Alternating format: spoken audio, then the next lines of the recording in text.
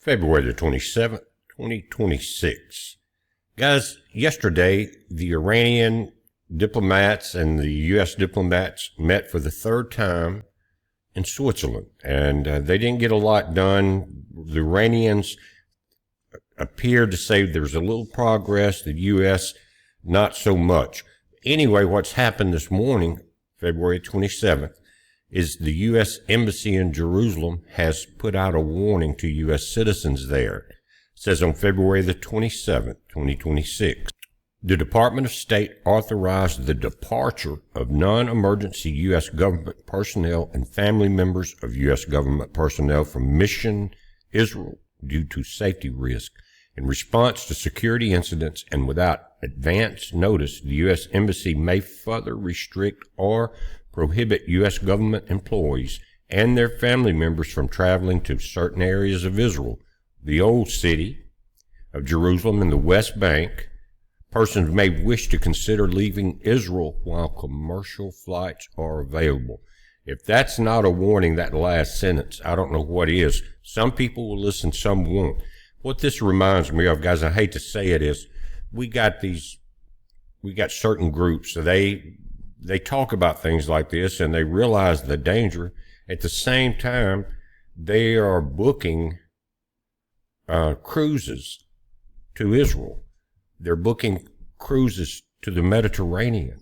And one of our aircraft carrier groups left Greece this morning heading into Israel to get closer to the situation. And they're talking about the same group is putting a Caribbean cruise together for their congregation. Now, that's the three most dangerous places on the world, on the planet right now, because of Venezuela and the Mediterranean and the conflict there, boats getting shot out of the water. In the Mediterranean, this thing could go hot at any minute. And of course, to Israel right now. Think about that. Now, I mentioned it 2 or 3 months ago, and I get a lot of people just blew that off. But I knew what was going to happen, and this is what is about to happen. Now, they also just landed in Israel for the first time, I think 26 or 27 of our top jets. And that's at first. So again, they're wanting the U.S. citizens to leave while commercial flights are available. This is non-essential, and they want everybody non-essential and their families out. And if I was essential, I would still want my family out on the first commercial flight available. And those are going to become dangerous, even those, because there was just a report yesterday that I think a plane leaving maybe or coming over Puerto Rico, guys, when it landed here, a big commercial airline passenger jet had bullet holes through one of the wings. So it didn't cause any damage to make them land or crash. They noticed it, then they had to take the plane off out of the schedule to start with the repairs on it, cutting wire to an alien. So again, everywhere is a little bit risky right now because there's people all over the planet, just like we have in the swamp, that want to see the destruction of America. They're hell bent on it. You noticed in the State of the Union address, even for the children that were hurt, the Democrats wouldn't stand, and that was terrible. Another thing they did was when Trump trapped them, beautiful chess move. He said, I want everybody to stand that supports the U.S. citizens ahead of illegal immigrants. You guys saw it. Of course, the Democrats stood. The Republicans stood. The Democrats sat there, and they were very scared. It was like some of them wanted to stand and applaud especially the young lady there that had been so brutally attacked. Her father was holding her. But they didn't stand for that. And then when, again, the standing for, are you for the American people first? Or are you for the illegal aliens? So the Democrats didn't stand, but their look of fear was very telling, because it's like some of them knew that it was political disaster and suicide if they did not. But Trump had them in a trap. But they were so cowardly that would, as they were looking left and right, if somebody else going to stand up, maybe, and so their indecision was because they were cowards in the sense that they knew that people like Schumer and Pelosi would come down on them very hard, probably affect their 2018 outcome, or 2028 outcome, plus the 2026 midterms. So all of that got laid on the table. I don't know how they're going to recover from that. The entire world watched that event as well as we did, remember? And again, it was just, the Democrats were sad. It was pathetic. And they got called out for it. They got caught. Again, guys, about 27 of these jets for the first time ever landed in Israel. So, that they're not playing. That's a lot of money just to get them there, not counting the aircraft itself. I mean, you know what I'm saying, to get it from the U.S., probably aircraft carriers, everything else, personnel, fuel. Think about it. You don't make those moves on a bluff, especially when the world is economically strained. Every country is.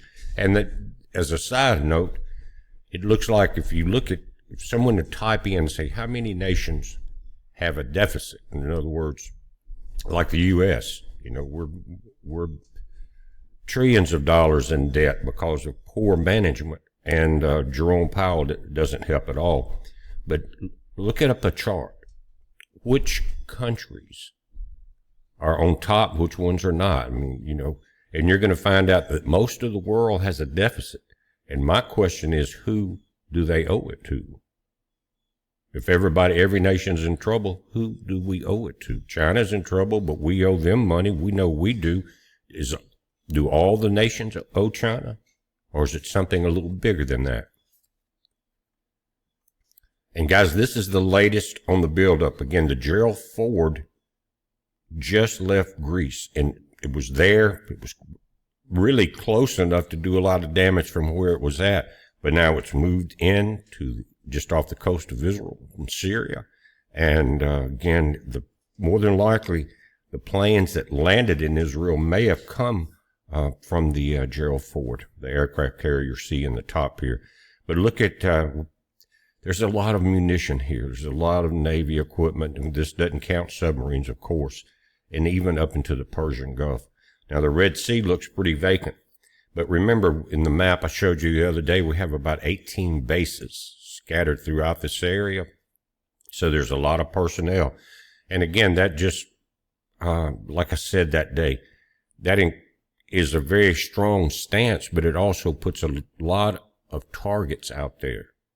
And so again, will Israel be hit because of something about to jump off right here? Again, third time, no deal between the U.S. and Iran on the talks. But again, it looks like there's all the preparation that can be done is in place. A lot of it we're not seeing. You understand that. You've got satellite information pumping down and aircraft information and all of this logistics being pushed into an AI computer. And by the way, guys, another drone incursion happened. A little bit of, there was some stoppage of air travel around the area on the U.S. southern border. And this time, military laser shot down a drone that they thought was acting strange coming across the border. It turned out to be a Border Patrol drone.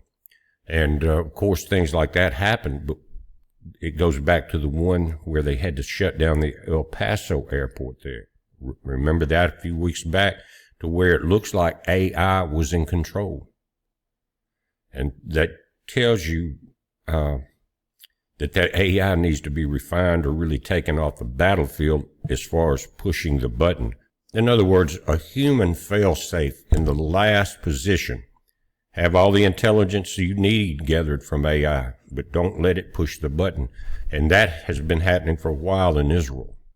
After the invasion a few years back, AI was picking the targets in the Gaza Strip. And I don't know if it was initialing the attack or just focusing the attention of the operators. They didn't really explain it, but it was AI, pretty much AI led. And we're seeing the dangers again.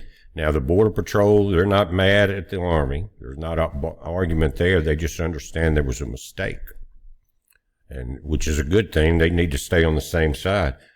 But again, it goes to how good is AI in the fact of this type situation. They couldn't determine whether it was a Border Patrol drone or a cartel drone, right? And it seems like with a Border Patrol drone, it would have, they can't because they're trying to hide it, but it would have some type of signal designation, beep or radar indicator or something, or signal that would say friendly. You know what I'm talking about. Some kind of alert. But again, it's happened again, and so it's bringing more attention to it. The other thing that I've noticed, guys, is that in the State of the Union, Trump said he appointed J.D. Vance as the new fraud czar. He was talking about Minneapolis, of course, but also Vance is talking about California, a couple of other states. But what we found out, guys, it's coming out. Now, they haven't put all the puzzle pieces yet together, but there was a boat that came into Cuban waters, and the people were shot up pretty bad, but according to the reports, the Cuban Coast Guard took fire first. Their captain was shot at, then they killed several people on this American flag or U.S. flagged speedboat. Bunch of people on there, maybe a dozen, so it must have been pretty big because you had some people that were killed, some that were hospitalized. And the Cubans are saying that it was a terrorist group coming in there to start some type of internal conflict. It reminds me of the Bay of Pigs, kind of, but on a smaller scale at first, and that's what the Cubans are saying. And we haven't heard anything much from the U.S. side of that. But it doesn't make sense that it was all Cubans also on the speedboat. But going back to the fraud in Cuba, they're now finding out that Cubans, especially in South Florida, have been pumping billions of fraud dollars back to Cuba, just across the strait there. And it's on welfare fraud, things like that. And so they have been milking us for billions, sending it to Cuba. Now, Vance is talking about it finally now, but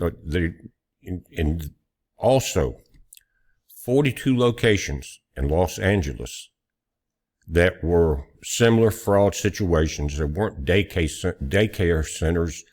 They were another fraud setup. I'll have to read that, but what happened, they found them, they busted them, 42 in one big building, one block area, They were all Russian, empty offices that was draining billions of our dollars back to Russia. Now, how complicit has the previous administrations been in all of this? Think about how wealthy all of us would be. You're talking about billions and billions of dollars in different states, Russia, Cuba, Ukraine. How much money is being spent right here? We know what's going on. But again, guys, don't book any tours on a boat in any of these areas, and that includes the Mediterranean. Don't be led by some Pied Piper that cares more about money than he does your safety, or whoever is the tour guide.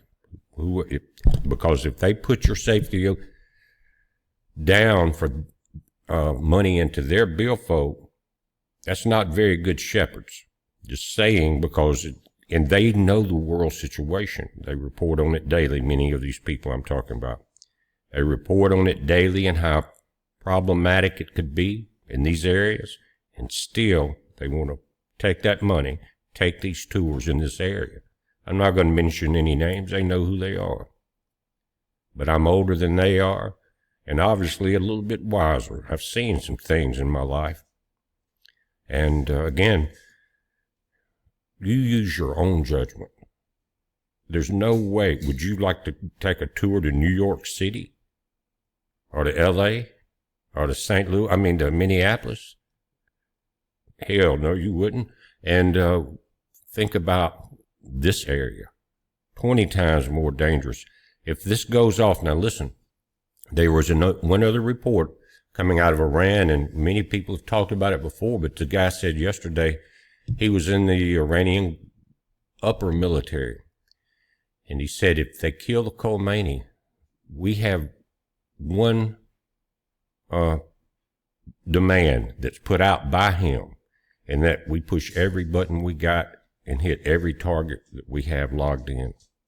If they kill the Khomeini, then, or the Ayatollah, that button will be pushed. That command will go forward. And so that is, I think, what we're looking at, guys. The world's a mess. We're going to get through it. Just keep your heads up. Don't walk into a dangerous situation. That's so sad that people do that. Anyway, guys, it's a heads up. Be safe.